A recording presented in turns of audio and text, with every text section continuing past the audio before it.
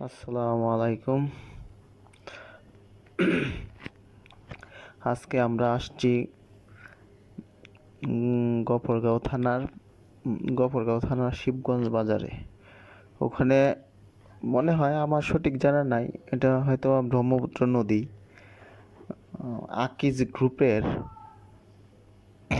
অনেকগুলা মানে কাঠ নিয়ে শুধু ব্রিজের কারণে ওখানে আটকে আছে। পানি কমলে তখন এই ব্রিজের নিচে দিয়া এই নৌকা ইয়েগুলা যাইতে পারবে, মালবাহী নৌকাগুলা।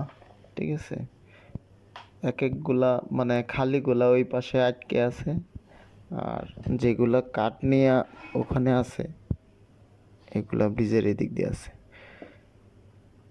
তাহলে সরকারকে এটাই দৃষ্টি আকর্ষণ করব যে ব্রিজগুলো যদি আরো 2-3 হাত 4 হাত উঁচু থাকতো, তাহলে আর এই কাজগুলো হইতো না।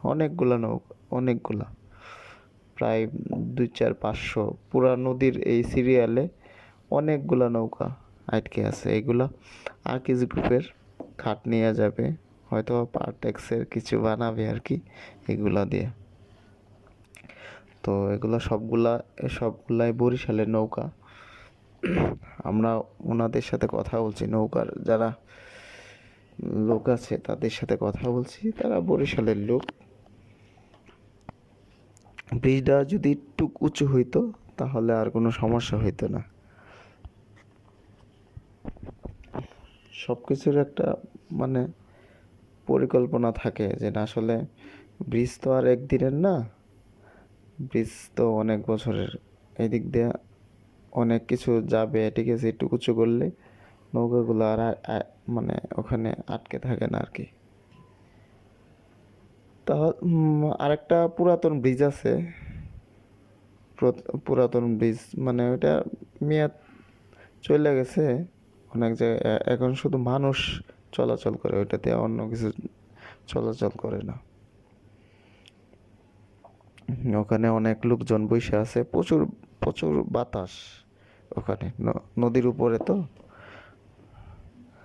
সবাই বিকালবেলা ওখানে আসা বইসা থাকে। তারপরে পানিও অনেক বাড়ছে, এই জন্য ব্রিজের একদম সমতুল্য হয়ে কাছাকাছি চলে আসছে আর কি অনেকগুলা নৌকা। পুরা নদীর ওই দিক দিয়ে, যতই ওই দিক দিয়ে যাবেন, সামনে যাবেন, ততই নৌকা পাবেন। সেম ভাবে এইভাবেই আছে, এত পরিমাণ নৌকা আটকে আছে।